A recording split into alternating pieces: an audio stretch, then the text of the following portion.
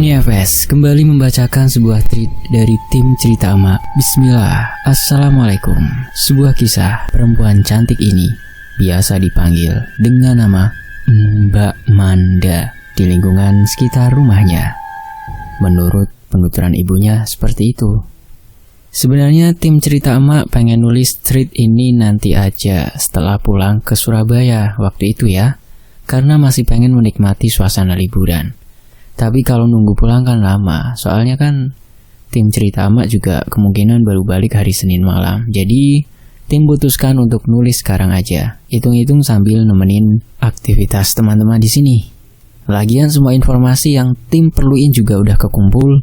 Daripada ditulis pas di Surabaya, ntar keburu makin malas gerak nih, karena capek kan habis liburan dan ketumbuk sama kerjaan yang ada makin mundur dan gagal-gagal ditulis. Terus keburu ada cerita yang baru. Jadi, kita upload sekarang sambil ngeteh di tengah-tengah suasana sejuk kota Malang. Dan sebelum saya membacakannya untuk teman-teman di Tony FS, saya mau berdoa dulu ya. Bismillahirrahmanirrahim.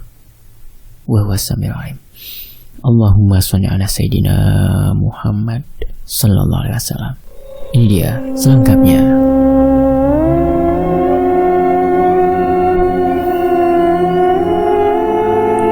Kita ke awal muasal dapetin info tentang cerita ini dulu ya.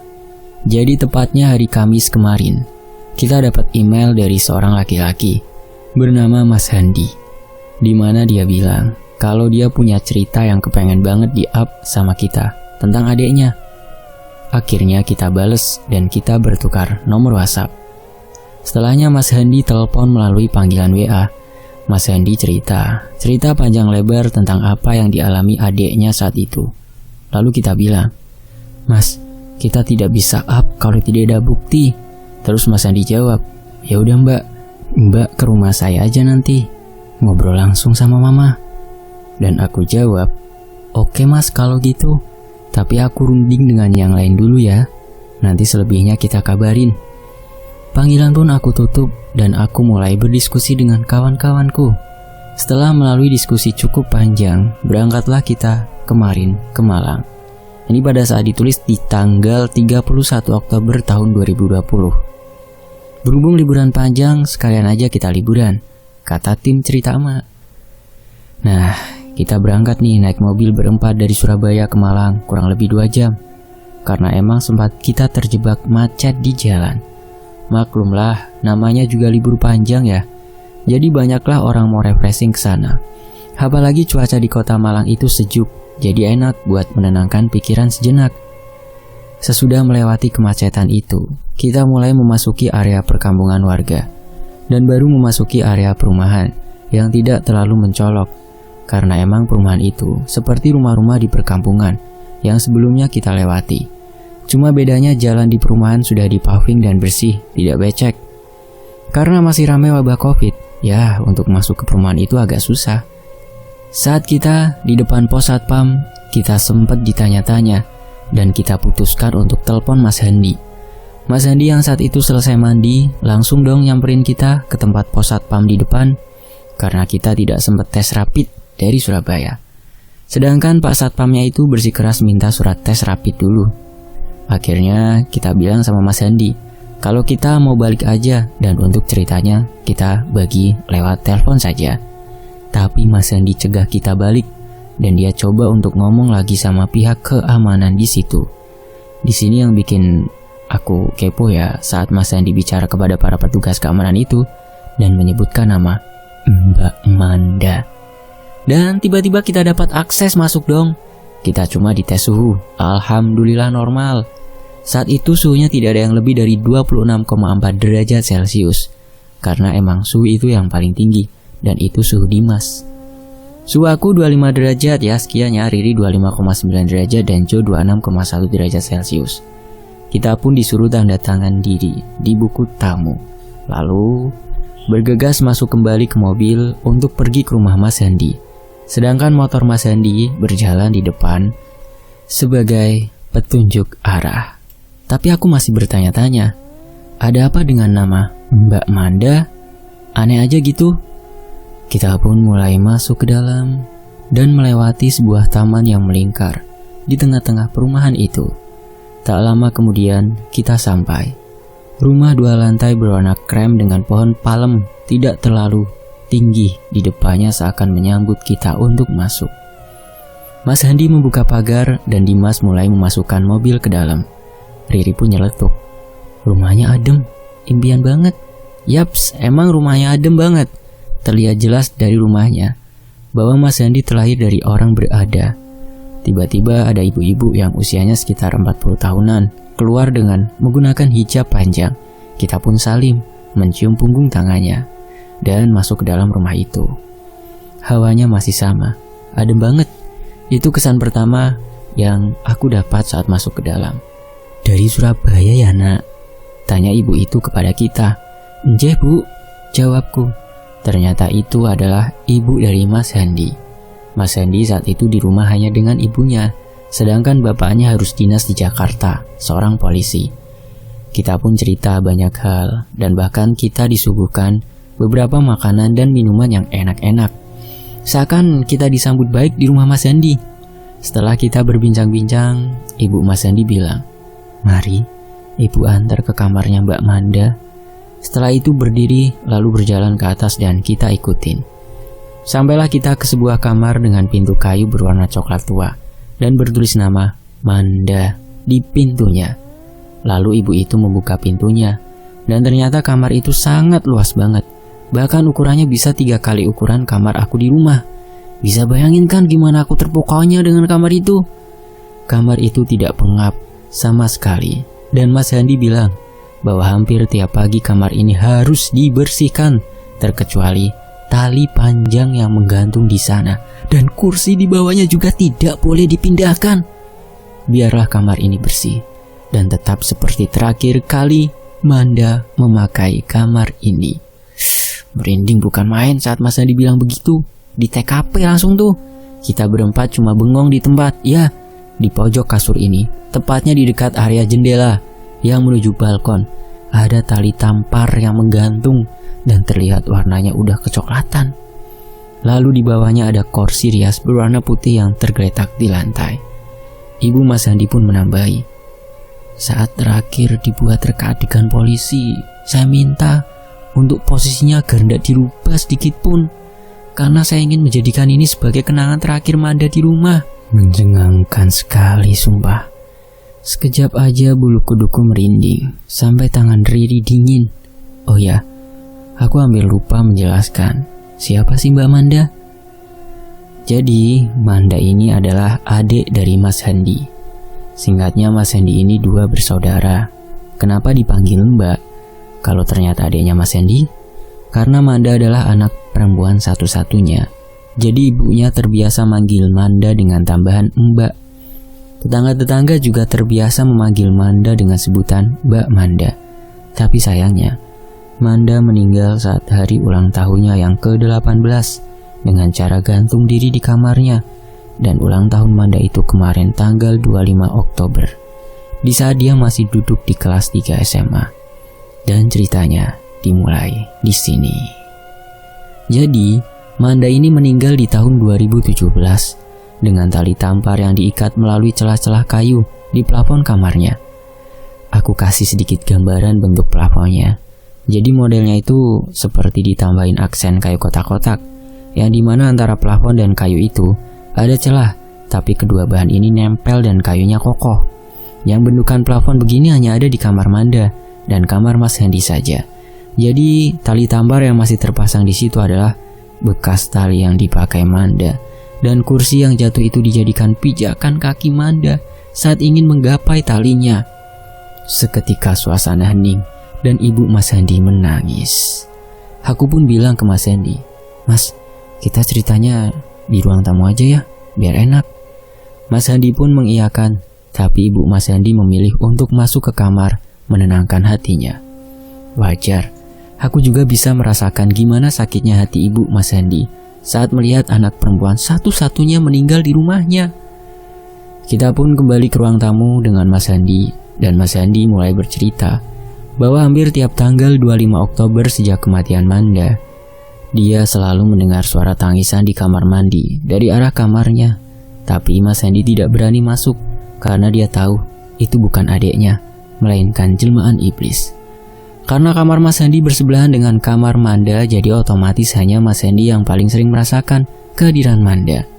Berbeda dengan Mas Hendy, ibunya jauh lebih percaya bahwa yang selalu datang itu Manda. Manda datang tidak bicara apa-apa. Dia hanya menangis, bahkan kadang terdengar parau. Di sisi lain, pada saat tahun 2015, di rumah seberang itu, ada sebuah keluarga dengan 3 orang anak laki-lakinya. Dan salah satu anaknya bernama Fergie, tapi akrab dengan nama Egi. Ngomong-ngomong, semua di cerita ini nama asli ya. Alasannya nanti tim sebutin ya di akhir cerita. Saat itu Manda baru kelas 1 SMA. Sedangkan Egi ini baru masuk kuliah di salah satu universitas ternama di Malang. Saat pertama kali ngelihat Manda di taman, Egi ini udah suka. Kebiasaan Manda tiap pulang sekolah selalu di taman depan rumah sama teman-temannya. Kebetulan di perumahan itu ada beberapa anak yang satu sekolah sama Manda. Makin hari Egi makin stalking Manda dari atas rumahnya. Dia ngeliatin Manda dari arah jendela kamarnya. Tiap sore juga Egi selalu taruh coklat koin di tempat biasanya Manda dan teman-temannya duduk dengan kertas bertulis untuk Manda. Tiap hari juga Manda selalu pulang bawa coklat itu ke rumah. Mas Hendy pernah bercerita kalau dia pernah sesekali ngisengin Manda sambil bilang, "Masih kecil udah main cinta-cintaan, awas aja aku laporin bapak nanti." Tapi Manda hanya membalas senyum lalu masuk. Maklum, anak remaja puber, pikir Mas Hendy. Berlalu aja terus kayak gitu. Sampai tepatnya kenaikan kelas 2. Sepulang ambil rapot pas balik, Manda ngeliat ada Egi taruh coklat dan kali ini ada bunga. Pas Manda turun dari mobil mau nyamperin Egi, dia malah lari masuk ke rumah. Alhasil, Manda belum sempat kenalan. Tapi setidaknya dia tahu bentukan orang yang selalu kasih Manda coklat. Karena Manda ini tipe orang yang gampang penasaran, seperti tim emak nih yang kepoan. Dia mutusin untuk datang ke rumah di seberang itu, sekedar bertemu dengan anak yang memberinya coklat. Kejadian ini dilihat sama ibunya Manda sendiri. Kata Mas Hendy, saat menekan bel dan dibukakan pintu, Manda seperti bertanya-tanya. For your information ya, Egi ini juga anak bungsu sama kayak Manda. Saat itu yang membukakan pintu adalah emasnya Egi. Entah gimana pembicaraan mereka, ibunya Mas Hendy juga nggak denger karena jaraknya jauh. Tiba-tiba keluar satu orang cowok lagi dari dalam rumah. Ya, itulah Egi. Dari situlah perkenalan mereka. Mas Hendy juga menambahkan, setelah 1 minggu dekat, mereka akhirnya pacaran.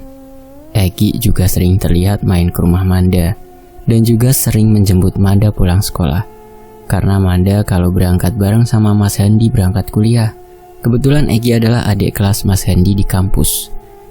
Cerita terus berlanjut baik-baik saja sampai ketika Egi dan keluarganya harus menjual rumah itu karena papahnya Egi meninggal, lalu perusahaannya bangkrut.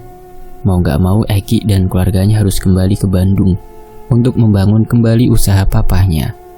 Bahkan tertulis sejak Desember 2016, Egi keluar dari kampus.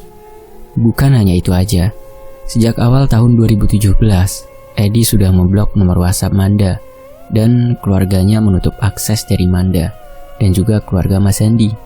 Entah apa alasannya, Mas Hendy juga nggak tahu. Sejak saat itu Manda tidak pernah berhenti untuk mencari informasi-informasi seputar Egi dan keluarganya. Di pikiran Manda dia hanya ingin bertemu Egi. Lebih epiknya, Manda sempat ingin menyusul ke Bandung untuk mencari Egi. Sedangkan Manda sama sekali tidak memegang alamat Egi yang di Bandung. Jadi gimana caranya dia cari? Manda juga sering bolos sekolah demi pergi ke kafe numpang wifi untuk cari info. Mendengar kejadian itu, bapaknya Mas Hendy yang waktu itu dinas di Samarinda memutuskan untuk balik ke Malang demi melihat kondisi Manda yang hampir tiap malam membuat si isi rumah khawatir. Makin lama, kondisi Manda makin memprihatinkan. Dia tidak lagi ke sekolah, tidak lagi duduk-duduk di taman, dan selalu di kamar. Manda yang dikenal orang sekitar sebagai anak yang periang, tiba-tiba menjadi pemurung dan menjauh dari dunia luar. Mas Handi saat menyirami tanaman pernah melihat Manda duduk-duduk di balkon kamarnya yang menghadap ke rumah Egi dengan tatapan kosong. Sampai-sampai bapaknya Mas Handi memutuskan untuk tinggal tugas di Malang. Makin paniklah itu ibu dan bapaknya Mas Handi dengan kondisi Manda. Bahkan sejak rumah Egi yang sudah dibeli orang dan sudah ditempati orang baru, Manda selalu mengunci kamarnya dan terlihat jendela balkonnya selalu tertutup gorden. Seakan Manda tidak terima ditinggal begitu saja sama Egi. Mereka tidak pantang menyerah untuk membujuk Manda, meletakkan piring makanan dan minum yang selalu diganti pagi siang sore, meski sama sekali tidak dimakan sama Manda. Bahkan sampai beberapa tetangga datang demi menjenguk dan membujuk Manda, tapi hasilnya nihil. Pernah sekali Manda keluar kamarnya setelah lebih kurang 5 hari mengurung diri di kamar, tidak makan dan minum. Mungkin dia minum air keran di kamar mandi kamarnya, karena di rumah ini tiap kamar ada kamar mandinya di dalam. Tubuhnya kurus, acak-acakan dan tidak terawat. Manda hanya diam tidak bicara apa-apa. Dan sambil makan, seisi rumah senang dengan hadirnya Manda di ruang makan. Bahkan ibunya selalu memeluk Manda dan berharap Manda tidak mengurung diri lagi di kamar.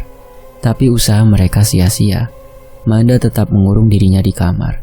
Setelah makan dia masuk ke kamar sambil membawa beberapa makanan dan roti juga air. Mas Handi ingat bapaknya pernah bilang, "Udah biarkan aja, mungkin dia perlu waktu. Yang penting dia masih mau makan." Saat itu Mas Handi rasanya ingin menemukan Egi dan menghajarnya, lalu membawanya ke hadapan Manda untuk minta maaf. Tapi untuk apa? Percuma.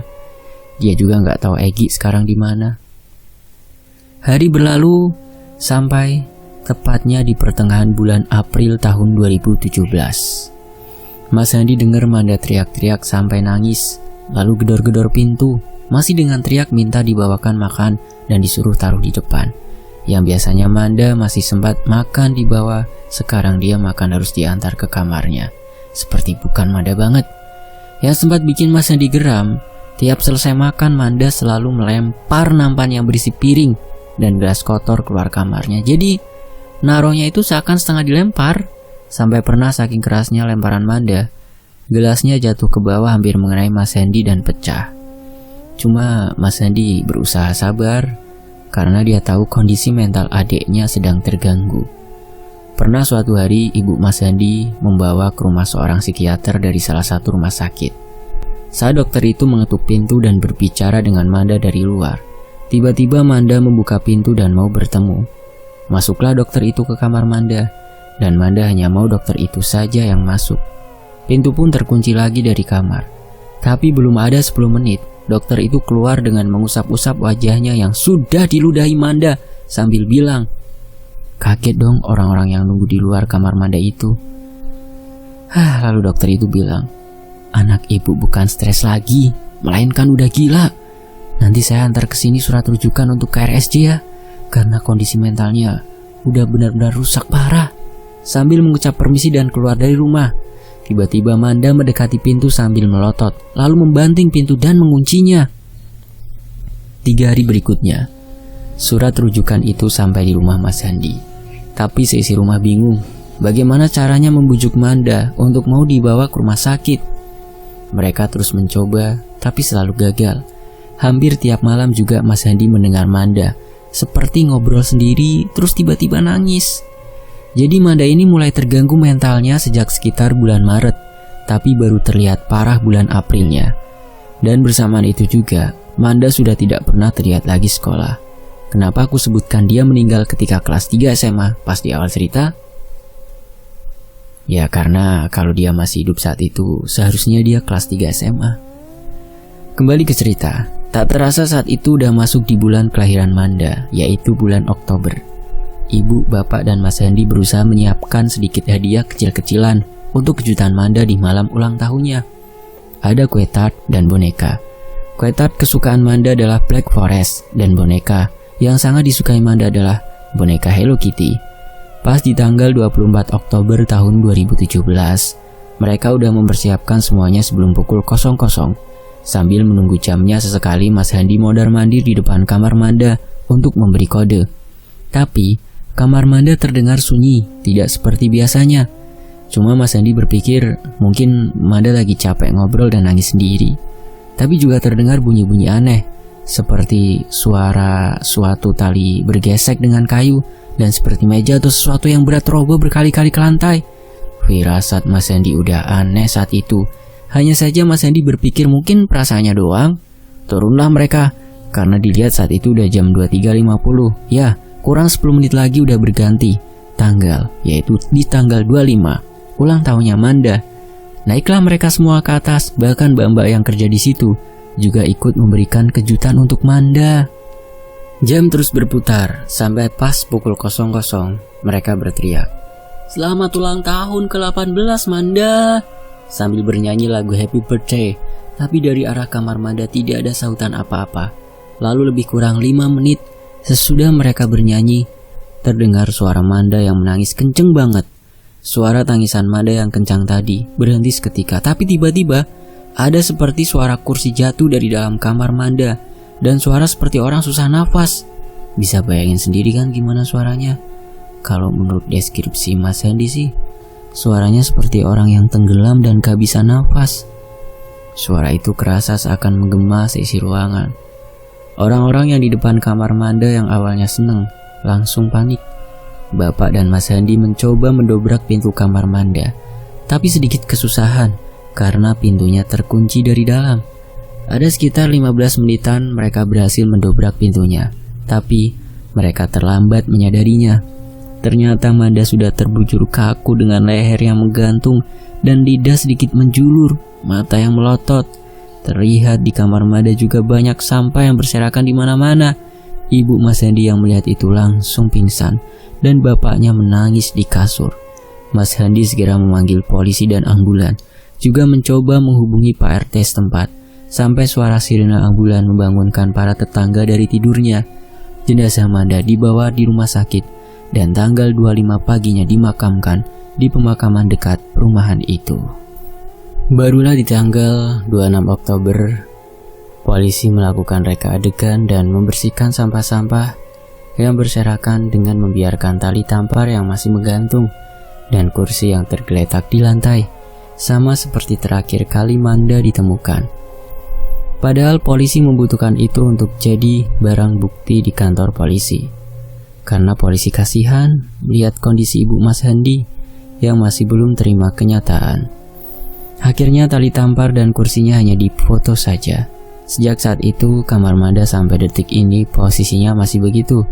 Selain itu, setelah 7 harinya Manda, warga mulai sedikit resah. Menurut beberapa penuturan warga, mereka sempat melihat sosok yang mirip Manda duduk di bangku tengah taman perumahan dengan rambut panjangnya yang setengah ikal dan baju tidur terakhir Manda saat ditemukan bunuh diri. Bahkan pernah ada tetangga yang ditemukan pingsan masih dengan mukenanya. Jadi ada ibu-ibu yang rumahnya melewati rumah Mas Handi. Beliau baru pulang dari musola setelah sholat isya. Tiba-tiba beliau ditemukan pingsan di depan rumah Mas Handi, pas dan masih memakai mukenanya. Yang menemukan ibu ini adalah bapak Mas Handi dan beberapa bapak-bapak yang juga pulang dari musola. Saat ibu-ibu ini bangun dan ditanya kenapa pingsan di depan rumah Mas Handi, ibu-ibu ini cerita kalau beliau melihat Mbak Manda lagi duduk dengan lutut ditekuk, lalu dipeluk tangannya di depan pas pagar rumah Mas Handi. Ibu-ibu itu terakhir ingat hanya teriak, terus terbangun saat ada banyak orang panggil namanya. Bukan hanya ibu-ibu itu aja yang mengaku dihantui sosok Mbak Manda. Di area perumahan itu, semua warga pun hampir pernah. Bahkan ada petugas CNT yang hendak mengantar paket di rumah sebelah Mas Handi, dan kejadian ini masih sore. Tiba-tiba petugas JNT itu lari ninggalin motornya keluar perumahan. Saat sampai di pos satpam, orang JNT ini ditanyai kenapa. Orang JNT ini cerita saat dia manggil-manggil nama orang penerima paket, tapi nggak keluar-keluar. Lalu tiba-tiba dari arah sebelah rumah ada yang nyautin, "Orangnya nggak ada." Pas orang JNT mau tanya apa paketnya bisa dititipin, dia kaget banget. Bahkan ceritanya sampai nangis. Mungkin karena saking takutnya. Dan orang ini bilang, katanya orangnya pucat, terus terlihat lehernya hampir patah, seperti ada bekas tali di lehernya. Pas ditanya satpam gimana ciri-cirinya, ternyata mirip dengan sosok Mbak Manda yang dilihat orang-orang. Akhirnya orang JNT itu minta tolong untuk diambilkan motornya. Cerita serunya lagi datang dari anak perempuan yang menempati rumah keluarga Egi, dan kebetulan dia tidur di kamar yang dulu ditempati Egi. Katanya sejak kematian Mbak Manda, dia selalu didatangi sosok perempuan yang mirip Manda tiap pukul 00, dan itu terjadi setiap hari. Menurut orang tua anak itu, anaknya sempat tidak mau tidur di kamarnya dan memilih tidur di kamar kakaknya. Bahkan tiap malam juga saat salah satu keluarga itu terjaga, selalu terdengar suara perempuan menangis. Padahal di situ tidak ada orang sama sekali. Teror itu terjadi sampai di tahun 2018. Satu keluarga ini memutuskan untuk membeli rumah baru dan menjual rumah itu. Sayangnya sampai detik ini rumahnya belum terjual dan belum ada yang nawar sama sekali. Bahkan orang pemasaran tidak berani berurusan dengan rumah itu. Seakan amarah Manda terpendam di rumah itu. Dan menurut kepercayaan warga sekitar, terlihat sosok Manda ada di jendela kamar yang dulu pernah ditempati Egi. Seakan dia terperangkap di dalam rumah itu dan menunggu Egi untuk datang. Tapi sangat disayangkan, sampai saat ini tidak ada yang tahu keberadaan Egi dan keluarganya, sehingga tidak bisa memberitahukan tentang apa yang terjadi pada Manda. Itulah alasannya kenapa Mas Handi meminta agar namanya dan almarhumah Manda tidak perlu disamarkan. Siapa tahu Fergie atau Egi yang merasa pernah mengenal Manda dan pernah stay di Malang bisa tahu tentang bagaimana kondisi Manda sekarang. Siapa tahu bisa berkunjung ke makam Manda dan mendoakan Manda. Mas Handi menceritakan semua ini berdasarkan apa yang tertulis di buku harian Manda dan yang dialami dia langsung dan keluarganya. Jadi Manda semasa hidupnya selalu menulis kisahnya di buku harian pribadinya. Kita sempat baca beberapa halaman, seperti saat Manda pertama kali ketemu Egi dan pacaran. Tapi Mas Handi melarang kita untuk foto buku harian Manda, dan bahkan kita juga dikasih lihat surat bunuh diri Manda, yang di situ tertulis, "Aku tidak akan tenang sampai aku melihat Egi datang." Jujur ya, saat aku baca surat itu hawanya berubah, seperti ada yang niup di tengkuk belakang leherku. Begitu juga dengan Riri dan Joe, yang berbeda hanya Dimas. Dia sempat minta izin ke toilet untuk buang air kecil. Saat dia di dalam toilet dari arah luar, ada suara seorang perempuan yang manggil nama Egi sambil nangis. Pas Dimas keluar, nggak ada siapa-siapa. Kebetulan toilet tamu ada di samping tangga. Tapi Dimas sempat melihat sosok bayangan hitam seperti asap rokok jalan terbang lewat tangga dari arah dapur ke atas. Otomatis bayangan itu melewati Dimas yang sedang bengong, shock di depan pintu toilet. Terus dia sadar. Saat itu ibunya Mas Handi teriak-teriak, "Manda, tunggu nak." Lalu ikut bayangan itu naik. Mas Handi, Riri, aku dan Joe yang awalnya ngobrol di ruang tamu jadi ikut kaget. Terus ke arah sumber suara ibu Mas Handi. Pas kita sampai di tangga, kita ngelihat ibu Mas Handi naik tangga lalu ke atas sambil berteriak nama Manda. Lalu disusul Mas Handi dan suster yang merawat ibu Mas Handi. Sedangkan Dimas hanya bengong lihat ke atas. Sampai akhirnya dia sadar kedua kalinya saat pundak kirinya ditepuk Joe. Seketika itu juga dia ketakutan dan minta untuk pergi aja dari rumah Mas Handi. Kita akhirnya pamit ke Mas Handi untuk pulang dan titip salam untuk ibunya. Karena kita tidak bisa berpamitan ke ibunya Mas Handi langsung, dikarenakan kondisinya sedang kambuh. Jadi sejak meninggalnya Manda, ibunya jadi sedikit terganggu jiwanya. Dan sejak tahun 2017 sampai sekarang masih dirawat suster dan di bawah pengawasan dokter. Aku juga melihat kondisi Dimas lagi tidak baik. Dia seperti orang ketakutan. Sampai akhirnya aku memutuskan biar aku saja yang mengendarai mobilnya. Sedangkan Dimas duduk di belakang dan ditenangkan Riri. Karena mumpung liburan kita memutuskan untuk pergi ke Batu. Tak terasa, sudah sore hari. Kita memutuskan untuk cari villa dan memberitahu suami posisiku saat ini. Tak lama anakku datang menyusul dengan suami. Lalu kita liburan di sini dan memutuskan untuk pulang Senin malam saja. Jadi dipuas-puasin deh liburannya. Sekian dulu ya kisah kali ini. Semoga keluarga Mas Handi segera menemukan jalan keluar dari masalah yang dihadapinya, serta selalu dalam lindungan Allah Subhanahu wa Ta'ala. Dan semoga kondisi ibu Mas Handi segera membaik. Sebelum saya akhiri, saya minta teman-teman untuk mengirimkan hadiah Al-Fatihah untuk Mbak Manda. Summa ila ruhi Manda Al-Fatihah. A'udzubillahi minasyaitonir. Iyyaka na'budu wa iyyaka nasta'in. Ihdinas siratal mustaqim, siratal ladzina an'amta 'alaihim ghairil maghdubi 'alaihim waladdallin. Rabbighfirli wa liwalidayya amin. Terima kasih teman-teman. Tony FS pamit. Terima kasih tim Cerita Ama. Dan terima kasih untuk Mas Hendy yang sudah menceritakannya kepada tim Cerita Ama. Wassalamualaikum warahmatullahi wabarakatuh. Alhamdulillah. Sampai jumpa di kisah lainnya hanya di Tony FS.